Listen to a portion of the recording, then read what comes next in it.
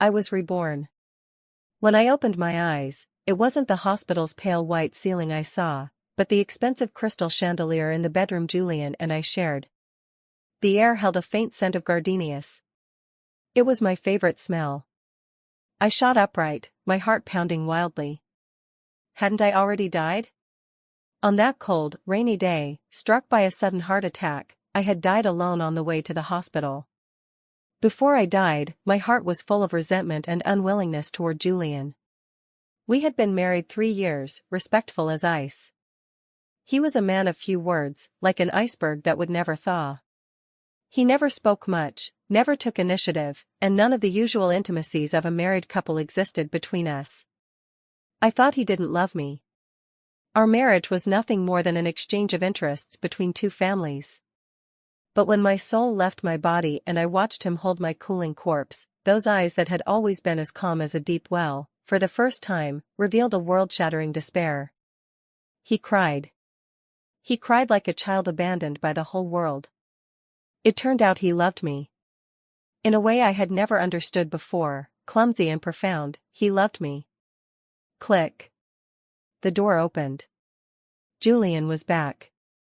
He wore a crisply tailored black suit, tall and lean, handsome, yet that face, as always, showed hardly any expression. He seemed momentarily surprised to see me awake. Then he walked over, set his briefcase on the bedside table, his movements, like him, meticulous. "Wife's awake." A strange voice suddenly sounded in my mind. I jumped, instinctively looking around. In the room, it was just the two of us. "That dress she's wearing today is really pretty." The voice spoke again. I snapped my head up and looked at Julian. He stood by the wardrobe, undoing his tie, the profile of his face hard and reserved, lips pressed tight. He hadn't said a word. But that voice was as clear as if it were speaking right in my ear. A ridiculous thought popped into my head. Could it be that I could hear his inner voice? "Today is our 3rd wedding anniversary." I tried speaking, my voice a little dry from nerves. He paused in the middle of loosening his tie. He turned to look at me. His face still wore that indifferent expression, and he merely murmured. "She remembers. She still has feelings for me." Wonderful. Should I tell her I booked a restaurant and even got a gift? No, would that seem too contrived? I looked at the man in front of me. On the surface, he was as calm as a robot. Inside his head, though, an entire inner drama had already played out. The huge contrast made me want to laugh. So this was his true face? An exterior of coldness, but with so much inner performance it could fill a book, a brooding flirt? "Aren't you going to say anything?" I looked at him and asked on purpose.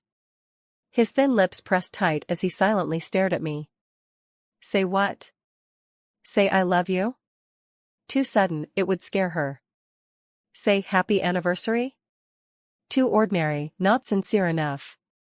What to do? I'm so nervous. I watched the cold sweat almost beading at his temples and finally couldn't hold it in. I let out a little snort of laughter. He froze, seemingly not understanding why I had suddenly laughed. What is she laughing at? Did I do something wrong? But she looks really beautiful when she laughs. My laugh seemed to flip some switch. The stream of thoughts in his head started refreshing like crazy. I tamped down my amusement and waved to him. "Come here."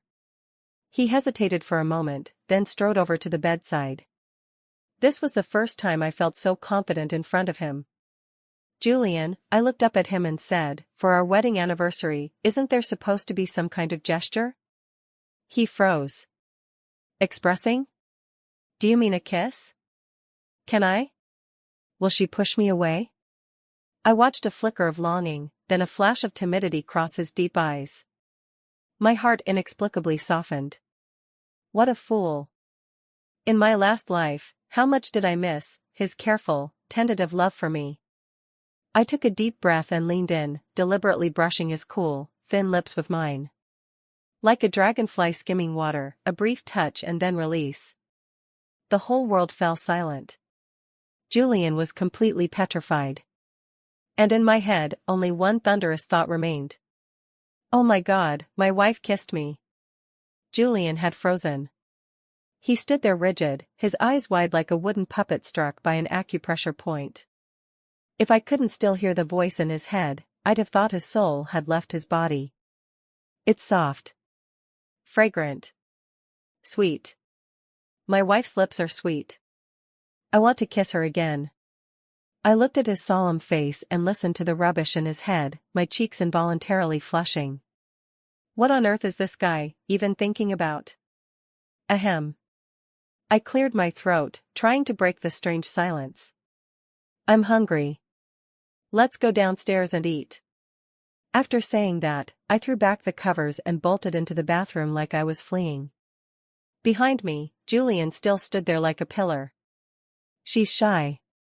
She looks so cute when she's shy. I'm hungry too. Want to eat.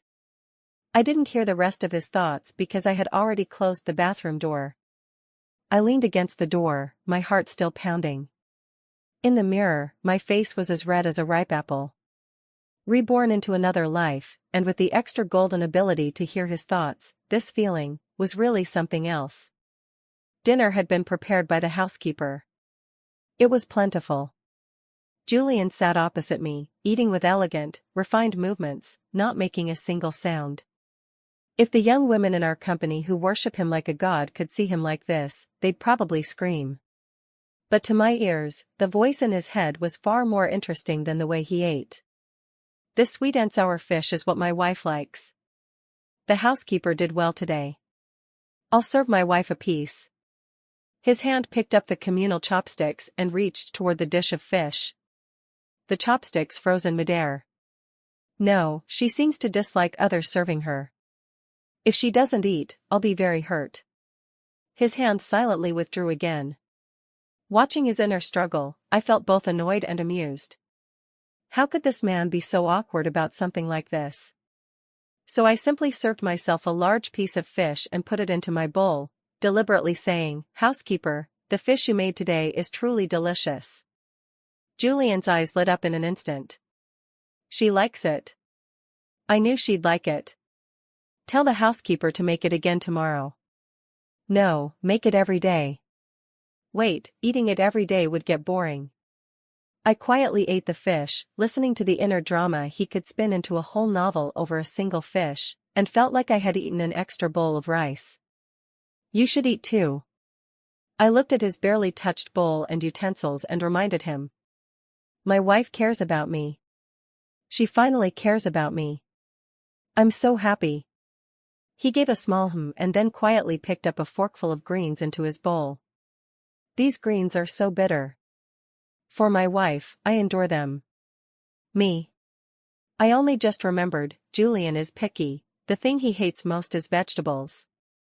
In my last life, I never knew. Because every time, with a blank expression, he would finish all the vegetables I picked for him. It turned out he didn't like them, he was just enduring them. My heart felt lightly stung by something. A little sour, a little aching.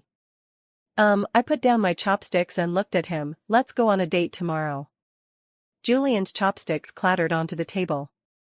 He jerked his head up and stared at me, those deep eyes full of disbelief. A date? Did I hear that right? My wife wants to go on a date with me? What marvelous news. What should I wear?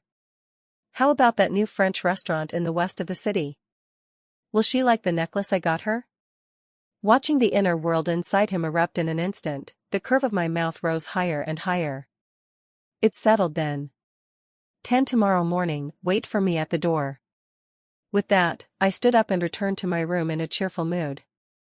Leaving Julian alone at the dining table, dumbfounded, still digesting this enormous surprise that fell from the sky.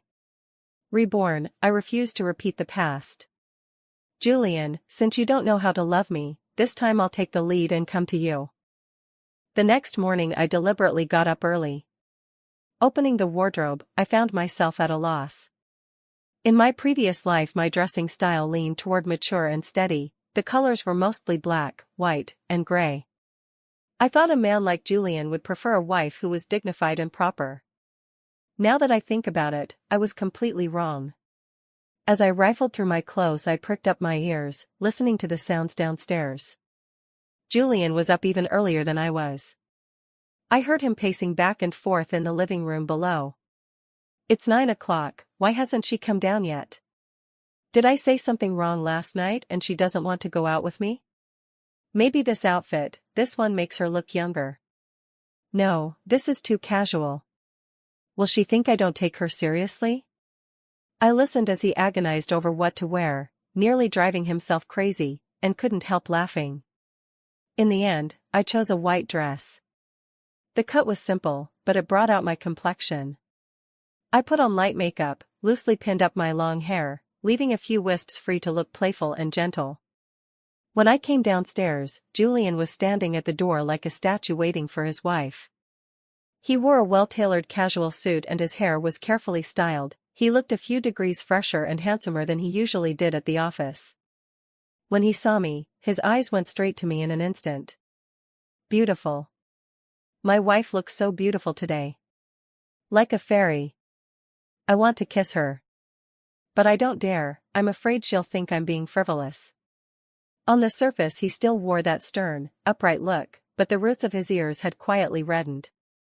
I watched his innocent expression and felt elated. I walked in front of him and deliberately turned around once. "How is it?" His Adam's apple bobbed up and down, his gaze flickered and he couldn't bring himself to look me in the eye. But he only managed to say 2 words, "Not bad."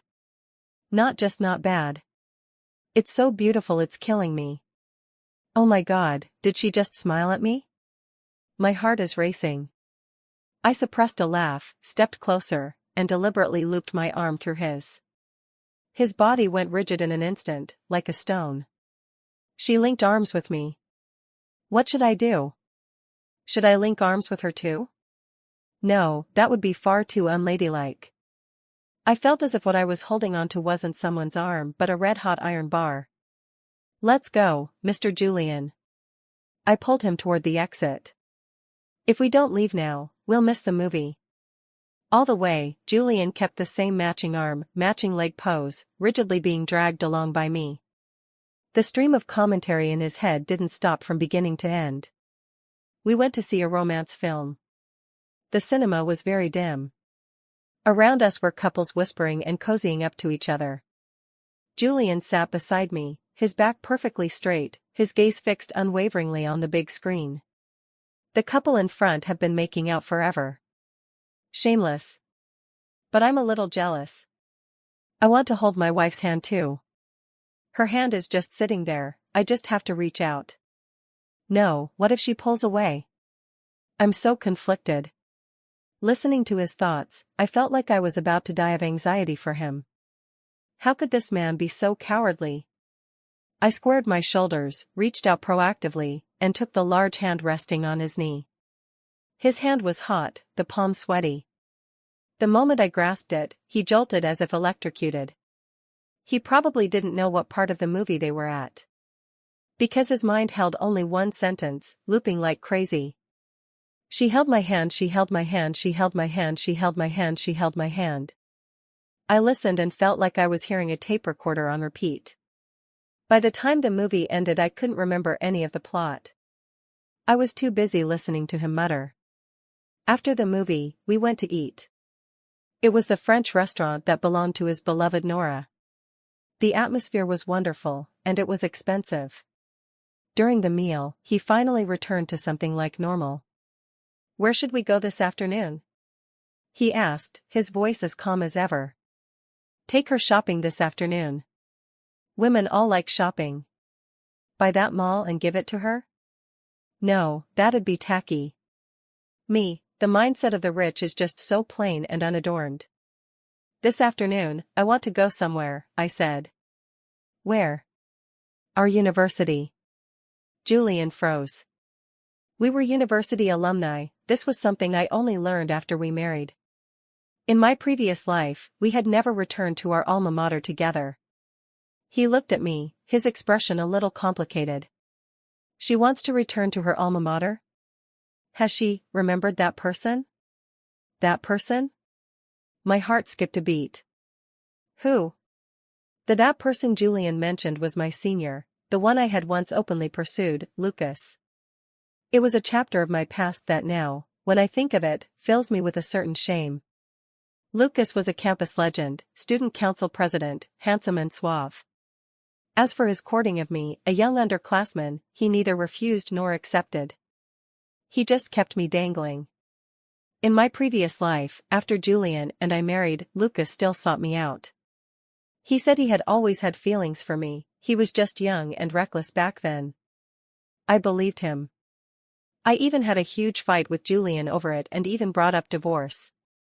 Thinking back now, I was hopelessly foolish. The thing Lucas loved was never me, but the title of Mrs. Fu and the benefits it could bring him. And Julian. I looked across at the man who had grown quiet because of my suggestion. She really still can't forget him. Well, that man is better than me, smarter, more charming to girls. What am I? Nothing more than a substitute she got through an arranged family match. The voice in his head was full of self-mockery and bitterness, like an upset jar of vinegar overturned. My heart felt pricked by a needle. So he had always known about Lucas's presence. So in his mind, he really saw himself that way. Julian. I looked at him, speaking earnestly. I want to go back to our alma mater, not because of anyone. Simply because it's the place we both spent 4 years. I want to walk the paths where we may have brushed past each other countless times. He lifted his head, and the gloom in his eyes seemed to lift a little. Really? It's not because of that man? She wants to walk the paths we both walked? What kind of divine confession is this? The mood inside his head shifted faster than flipping a page.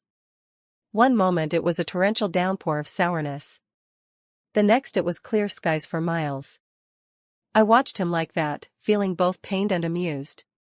Let's go. I stood up. If we don't go soon, the school will be closed. We really went back to our alma mater. It was a weekend, and the campus was very quiet.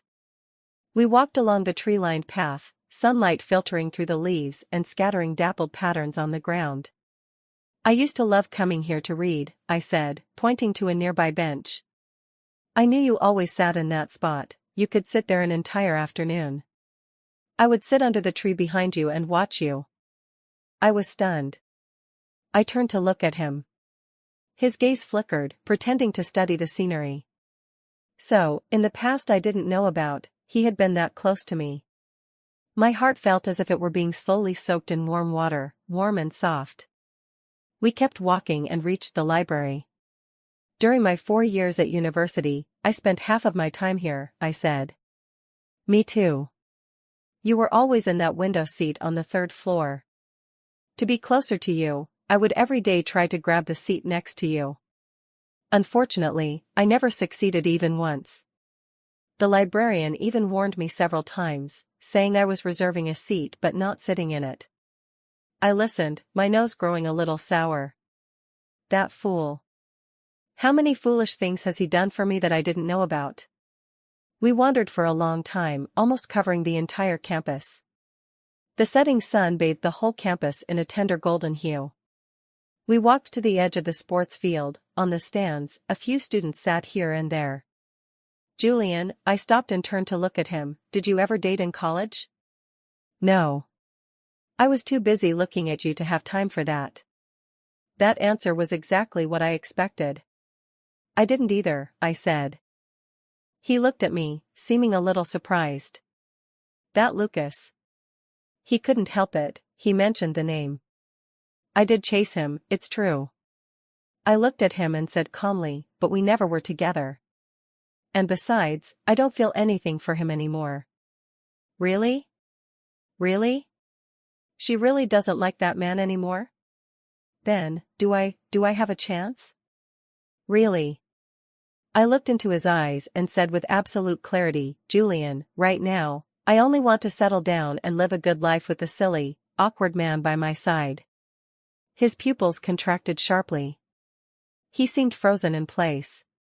The afterglow of the setting sun spilled over his handsome face, casting a soft light across it. I saw starlight in the depths of his eyes, little by little brightening. It was as if the entire Milky Way had fallen into them. Is she confessing to me? She must be confessing to me. She said I'm a stupid, dull man. But she wants to spend her life with me. I'm going crazy. Right now I want to pick her up and spin her around right here. I watched him, on the verge of exploding with excitement, unable to keep the smile at the corner of his mouth down. So, I said, reaching out my hand to him, Mr. Julian, to the future, please take care of me. He looked at my outstretched hand, and after a long time, slowly took it. His hand trembled slightly. He didn't speak. But I heard him, in his heart, using all his strength to answer me. All right. For a lifetime, please take care of me. Since that day at our alma mater, after we talked things through, Julian's attitude toward me changed subtly. He was still as taciturn as before. But at home, he began awkwardly learning how to be kind to me. For example, he would get up early to warm milk for me himself. Not too hot, my wife will find it hard to take. Not too cold either, it's bad for the stomach. This temperature should be just right.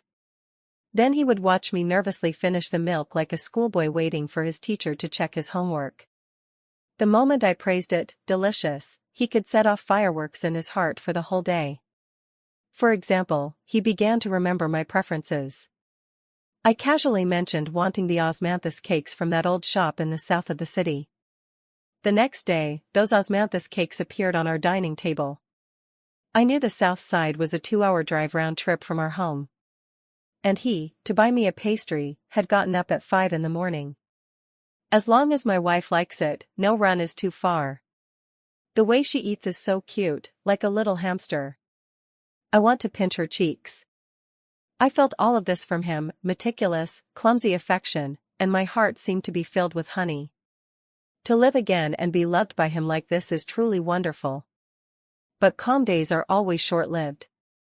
One day, Julian's business partner returned from abroad and specially held a banquet to welcome him back. He asked me to accompany him. At the banquet, I saw an unexpected person. Vivian. A woman who, in my previous life, caused me enormous trouble. She was the daughter of Julian's business partner, with an innocent face and gentle demeanor, the typical goddess in a man's heart. In my past life, I spent my days trailing behind Julian under the guise of being his sister. To outsiders, they were a picture-perfect match, a couple made for each other. I, his lawful wife, seemed like an unnecessary third wheel. Because of that, I often got angry with Julian. And he never explained. Looking back now, with his kind of logic, even if I explained, you wouldn't believe me, so why bother? It's no wonder I misunderstood him. When Vivian saw me linking arms with Julian, a barely perceptible flash of jealousy crossed her eyes. But she quickly masked it. She carried her wineglass and glided over with graceful poise, a polite smile on her face. Julian, long time no see. Her voice was honeyed and soft. Julian only gave a faint nod. She came too? Annoying. Hearing the unabashed disdain in his words, I almost laughed out loud. Is this, the sister-in-law? Vivian's gaze landed on me, carrying a hint of appraisal. She's really beautiful. Miss Vivian flatters me, I replied with a smile. Julian, Dad has been looking for you. Vivian's body, as if unintentionally, edged closer to Julian. Julian, instinctively, shifted a step toward me. The movement was exceedingly slight. Stay away from me. Your perfume is too strong, it's suffocating. My wife's scent is nicer, subtle, sweet. Vivian seemed unaware of his distance and continued warmly, I just came back from France and brought you a gift, those cufflinks from your favorite brand. Julian frowned. When did I ever like that brand? I don't wear cufflinks at all. This woman has it wrong. I watched Vivian, already privately lighting a candle for her. Girl, you didn't do your homework. Julian simply doesn't wear cufflinks because he thinks they're too much trouble. He only wears the simplest white shirts. That was something I discovered by accident in my past life. Is that so? I said to Vivian, deliberately adopting a surprised look, but Julian never wears cufflinks, you know. Vivian's face froze instantly. Her complexion went from pale to ashen and back again, quite a spectacle. She probably hadn't expected me to publicly expose her like that in front of so many people. How could that be? She forced a smile. Maybe I remembered wrong. Julian used to really like collecting these. Julian didn't even bother to give her a glance. He just looked down at me. My wife is amazing. With one sentence she completely shut that woman up. Just as expected of my wife. I love it so much. Listening to the fangirl-like remarks in his head, I felt my smile about to slip. This guy really is my #1 fan. Miss Vivian, I said to Vivian, still smiling. Julian is someone whose tastes change quickly. In the future, you might as well not bother. After all, only I, as his wife, truly know what he likes and dislikes now. My words were not harsh. But each one landed like a needle in Vivian's heart. They both asserted my claim and subtly mocked her misplaced affection. Vivian's composure completely fell apart. She looked to Julian pleadingly, hoping he'd at least speak up for her like he used to. Unfortunately, she was disappointed. Julian simply said to her, coolly, my wife is right. Then he looked at me, and in those eyes that were usually indifferent there flickered a tenderness I had never seen before. Though that smile vanished in an instant. Vivian was utterly defeated. She found an excuse and slunk away. In a war without gunpowder, I had won completely. After the banquet, on the way home, Julian was very quiet. But the voice in his head was as lively as a concert. Wife was so handsome today. With just a few words she sent that white lotus packing. She's literally my goddess. I really want to pin her against the car door and kiss her. No, the driver is still here. I sat beside him, listening to his predatory thoughts, my cheeks burning. I could only turn my head and pretend to look at the scenery outside the window. We got home. No sooner had I closed the door than Julian pinned me against it. He said nothing, he just bowed his head and kissed me. That kiss was unlike any before. It was no longer a cautious probing but carried an almost frantic possessiveness and a sense of conquest. He kissed me until I could hardly breathe. You are mine. Only mine. No one is to take you from me. His thoughts were domineering and obsessive.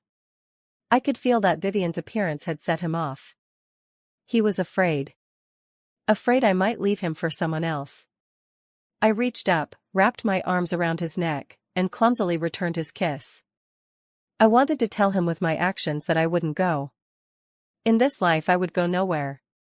I would stay right here, by your side.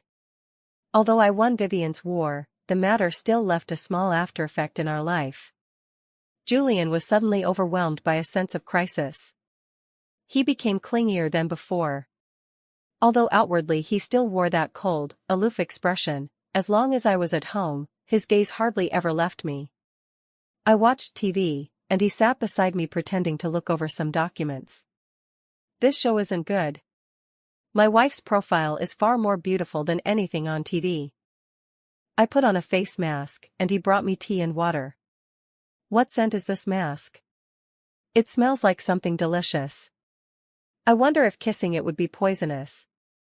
I even go to the bathroom and he stands at the door. He grandly calls it, afraid you'll slip. In reality, what he's thinking is, why isn't my wife coming out yet? What if she fell in? Should I go in and check? No, she'll call me a pervert. His all-around, no blind spot surveillance leaves me both exasperated and amused. That day I was reading in the study when my phone rang. It was Lucas. Seeing that name, I frowned instinctively. After I was reborn, I deliberately cut off all contact with him. I didn't expect him to come looking for me anyway. I walked out to the balcony and answered the phone. Amelia. On the other end, Lucas's gentle, refined voice came through. Is something wrong? My tone was very cold. Nothing much, it's just. I heard you haven't been doing very well lately. He said, "Has Julian been bullying you?" I was momentarily stunned. "What do you mean?" "I heard that at the banquet the other day Vivian embarrassed you." Lucas sighed, his tone full of pity. "Amelia, you should never have married him. A man like him could never know how to cherish you." I listened, feeling nothing but irony. In my last life, he used that same tender face to make me spin in circles. "Lucas," I cut him off, "whether I'm doing well or not is none of your business.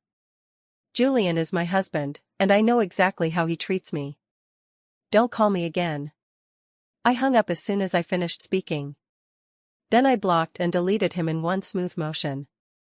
I had just turned around after doing all that and saw Julian standing right behind me. He didn't know when he had come. He was just standing there so quietly.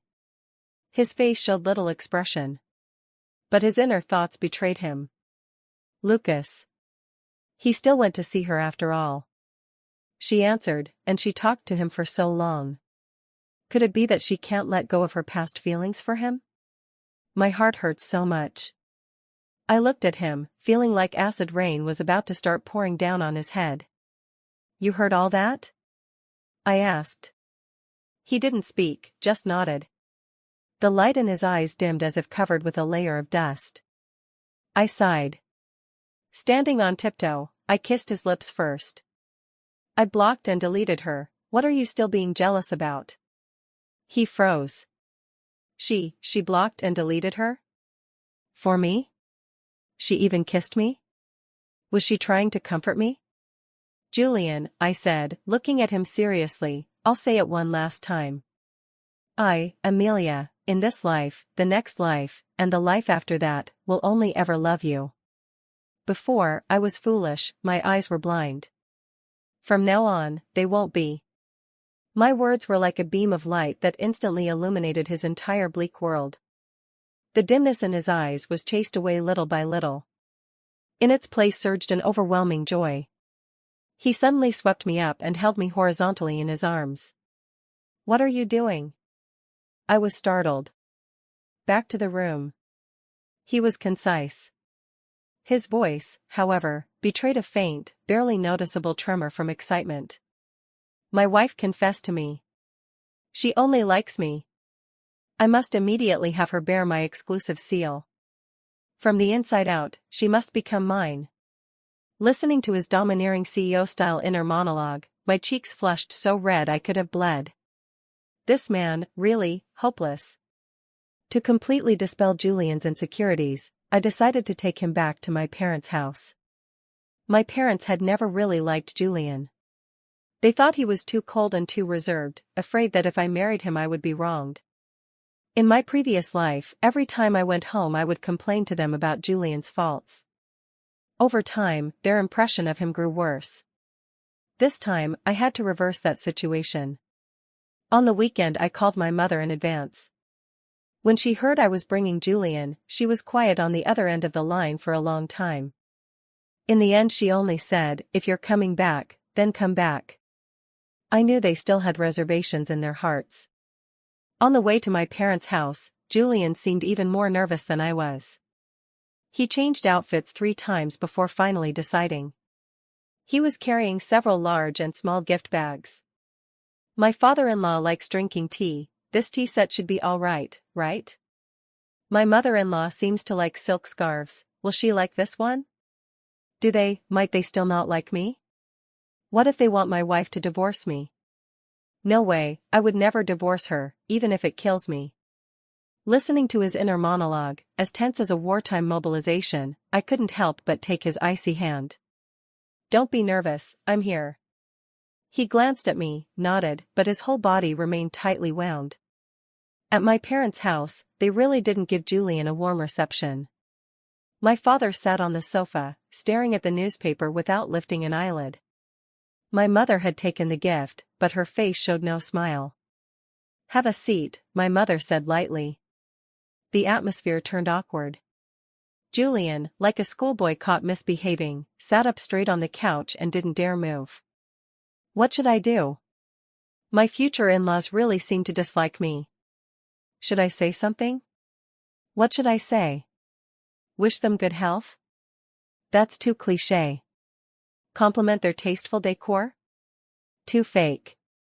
I watched him nearly sweating from nerves and decided to take the initiative. Dad, Mom, I sat down beside them and looped my arm through my mother's. Don't be so serious, you're scaring Julian. A grown man scared, my father snorted from behind his newspaper. Of course he is, I said with righteous confidence. He may look cold, but he's actually a big coward. Julian. Wife, are you trying to make me look bad? I ignored the protests in his head and continued, besides, he's truly good to me. He knows I like osmanthus cake, so he'll drive to the south of the city early in the morning to buy it for me. He knows my stomach is sensitive, so he warms milk for me every morning. The last time Vivian bullied me, he was the first to stand up for me. I embellished every kindness Julian had shown me that I could think of. My parents' expressions gradually softened as they listened. My dad put down his newspaper. My mom began to look Julian over with a new focus. Really? She looked at me skeptically. Of course it's true. I pounded my chest in assurance. If you don't believe me, go ask him. 3 pairs of eyes snapped toward Julian in unison. Julian was nearly frozen into a statue. Just nod. Your wife has already paved the way this far. Say yes. He was frantic inside but couldn't manage a word. Finally, encouraged by my look, he gave a heavy nod at last. He looked as foolish as could be. My father looked at him and suddenly smiled. All right, seeing you like this, you don't seem like the sort to mistreat my daughter. My mother exhaled and added, as long as he treats you well, that's enough. And just like that, I had diffused a family crisis. At noon, my mother prepared a large spread of dishes. The atmosphere at the table was noticeably much better than before. My mother even picked up a piece of food with her chopsticks for Julian.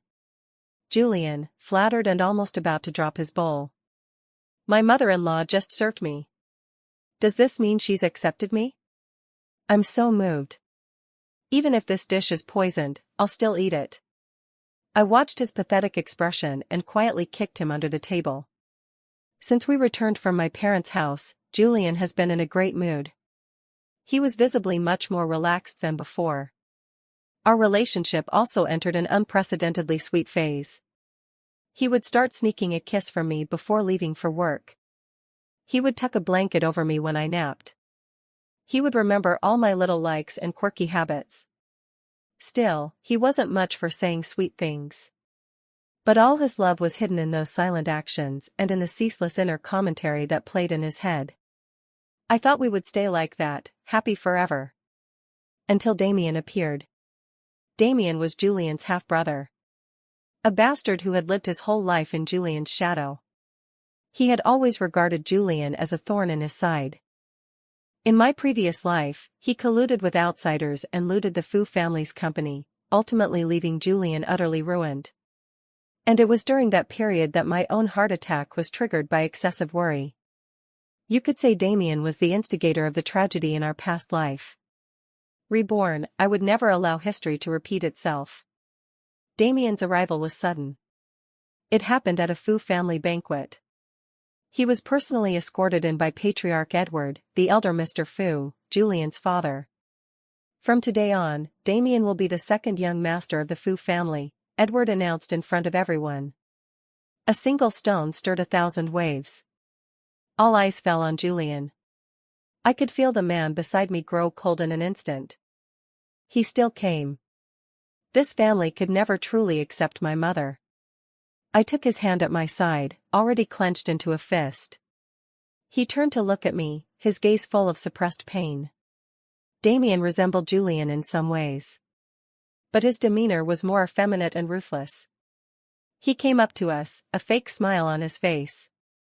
Big brother, big sister-in-law. He spoke as if they were intimate. I felt a wave of nausea looking at him. This was the man who in my previous life had ruined my family. Hello. Julian's voice was cold as ice. Big brother still doesn't like me, Damien sighed dramatically, pretending to be aggrieved. But it's fine, we'll have plenty of time to get along from now on. His words carried meaning. I could hear the threat and the provocation in them. I knew war was about to begin. This time I would not be the fool who knew nothing like I had been in my last life. Julian, your enemy is my enemy too. On your battlefield, I'll go with you. When Damien joined the Fu group, it was like a pebble thrown into a calm lake. He was placed in the marketing department as a deputy director. On the surface, he behaved obediently, humble and polite. Behind the scenes, however, he began steadily to win people over and cultivate his own power base. Julian naturally noticed. He started to become busier than before. He worked late every day. When he came home, there was always a trace of stubborn exhaustion on his face. But he never mentioned work in front of me. He was simply more silent than before. Yet I could hear all the anxieties and pressures in his mind. Damien moved faster than I had imagined. He had teamed up with the developer for that plot in the east of the city. That land was crucial to the company's strategy for the second half of the year. It absolutely could not fall into his hands. That plot in the east? A thought stirred within me. I remembered that in my previous life it was precisely because of that land that Julian's company began to run into trouble. Damien and that developer had set a trap. They made Julian buy that land at an inflated price at auction. In the end, the plot was impossible to develop. The company lost a huge sum of money because of it. No. I couldn't sit back and do nothing. That day, using the excuse of wanting to go shopping, I had the driver take me out to the east side of the city. I remembered the developer's name was Victor, a man notorious for being a lecher. I changed into the plainest clothes I had, put on a mask and a hat, and went into the upscale club Victor frequented. I waited in the club's lobby for a long time. Finally I saw that familiar figure.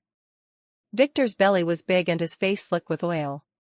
He had a young girl in his arms and was about to go upstairs. I drew a deep breath and walked over. "Victor," I called after him. He turned and froze for a moment when he saw me. Then a flash of astonishment crossed his eyes. Although I was dressed simply, my looks and bearing could not be hidden. "Miss, you. I have something to discuss with you, alone." Victor leered me up and down. "Sure." He pushed the girl beside him aside and gave me a greasy smile. I followed him into a private room. No sooner had the door closed than his hands started wandering toward me. I stepped back to avoid him. "Victor," I said, pulling a sheaf of photographs from my bag and tossing them onto the table, "before we talk business, take a look at this." In the photo were intimate pictures of Victor with the various lovers he kept. There were even some that were too shameful to look at. Victor's face changed in an instant. "You, who are you, really?" "Who I am doesn't matter," I said, looking at him coldly. "What matters is, what would happen if these photos ended up on your wife's and business partner's desks tomorrow?" "You wouldn't dare." "See if I dare." I met his fierce gaze without the slightest flinch. "That plot in the east of the city," I said, word by word, "Fu Corporation is buying it. And at the lowest price on the market." You're dreaming." "Is that so? Then we'll just wait and see." I finished and turned to leave. "Wait," he called after me from behind. I looked back. His face had already turned the color of pig's liver. He glared at me, grinding out the words between his teeth. "You really are ruthless." I came home holding the letter of intent I had signed with Victor. Julian hadn't returned yet. I sent him a text saying I wasn't feeling well and asking him to come home early. In less than half an hour I heard the door open. He was back. His steps were hurried. "What's wrong? Where do you feel bad?" He walked up to me anxiously, reaching out to check my forehead. I took his hand and shook my head. "I'm fine." I handed the contract to him. "Look at this." He took the contract, and when he saw the contents and the signature at the end his pupils suddenly contracted. He looked up at me, his eyes full of shock and disbelief. This is..." "I went to see Victor today," I said lightly. Had a chat about life, talked about ideals. Then he happily signed this contract. Julian was no fool. He knew things could never be as simple as I made them sound. She went to see Victor? That old lecher, did he do anything to her? Was she wronged? Damn it. He clenched his fist violently, a streak of bloodthirsty ferocity flashing in his eyes. It was the first time I'd seen such a terrifying emotion in him. He didn't do anything to me. Don't worry, I'm unharmed. He looked me over, examining me carefully. Only after confirming I was truly fine did some of the harshness within him slowly dissipate. He held me tightly in his arms. Very tightly. As if he wanted to press me into his very bones and blood. Don't ever do something so dangerous again. His voice was harshly hoarse. Do you hear me? I buried my face in his chest and mutely replied. Although he was scolding me, my heart felt sweet. Julian, I lifted my head to look at him, I don't want to see you like that again, the way you were in my last life. His body stiffened. What? Nothing. I shook my head, not wanting to bring up those unhappy things again. I just want to tell you that no matter what happens, I'll be by your side. We're husband and wife. Your honor is my honor. He looked at my eyes, and they reddened little by little. This man who was always unbreakable in front of others. In front of me, he was fragile like a child. Is my wife a goddess? How can she be so good? In my past life I must have saved the galaxy to be able to marry her. He lowered his head and kissed my forehead. Okay. Us, together. Having secured the plot in the east of the city, Julian's position at the company improved a lot. Edward even publicly praised him at the board meeting because of it. Damien's first move ended in failure. He stayed quiet for a while. But it was only the calm before the storm. I knew he would never give up that easily. Sure enough, before long the company's cash flow ran into trouble. A huge overseas loan was maliciously frozen by the bank.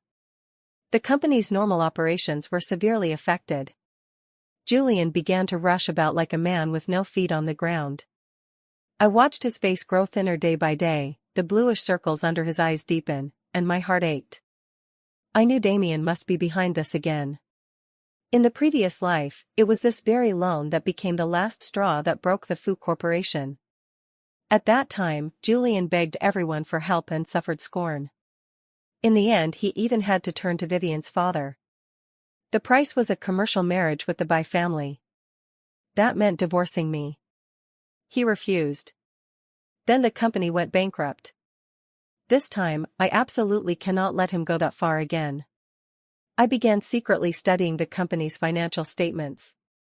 Relying on some hazy memories from my previous life and my current understanding of Julian's inner voice, I discovered a loophole that had been overlooked by everyone.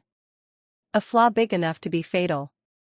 I immediately told Julian what I had found. After listening, he looked at me and stayed silent for a long time. His expression was very complicated. How does she know this? These are the company's core secrets. What else has she been hiding from me? My heart tightened. I knew I had gone too far. I had already aroused his suspicion. I racked my brains for a plausible explanation. I was just looking around and guessing randomly. Even I found that excuse utterly weak. Julian watched me in silence for a long time.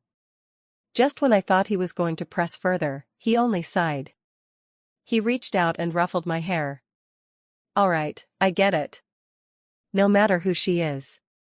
No matter what secrets she has. She's my wife. That's enough. I listened to his thoughts, and tears nearly fell. This fool, he actually chose to believe me so easily. No questions about reasons, no questions about the past. Simply because I am his wife. I threw myself into his arms and held him tightly. Julian, my voice trembling with sobs, you are so good. He patted my back and soothed me softly. Don't be afraid, I'm here. With the clues I provided, Julian quickly found evidence of Damien colluding maliciously with the bank. He took the evidence straight to the regulatory authorities. The bank immediately caved.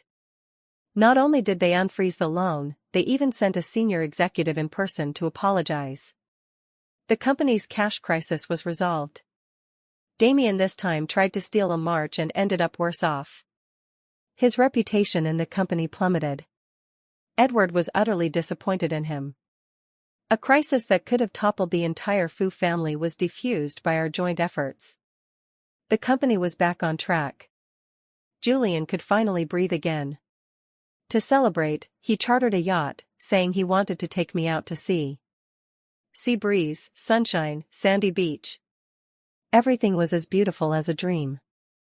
At night, the yacht drifted on the calm sea. We nestled on the deck watching the stars. The stars above were bright and dense, scattered across the night sky like diamonds. "It's beautiful," I said sincerely, in awe. Julian responded. "Not as beautiful as you." I couldn't help laughing as I listened. This man was constantly sweet-talking, though all of it was in his head. "Julian," I turned to him, looking at him, don't you have anything you want to ask me?" I knew he still had doubts about me in his heart. He looked at me and shook his head. "I used to. Now, I don't." "Why?" "Because it's not important." He looked me straight in the eyes and said earnestly, "All I need to know is that you're my wife, that you love me, that's enough." His words warmed me through. But I knew some things still needed to be clarified. "What if," I looked at him and mustered my courage to speak, "I told you I'm not the same Amelia as before?" He paused for a moment. He seemed not to understand my meaning. I took a deep breath and decided to be frank. "I died once. Then I came back to life." When I finished, I nervously watched him, waiting for his reaction. Would he believe me? Would he think I was crazy? He looked at me in silence for a very long time. So long that I thought he was about to say something that would hurt me. Instead, he simply reached out and pulled me closer. "I know." I was completely stunned. You knew?" From the first time you kissed me on your own, I knew. The old you wouldn't have done that."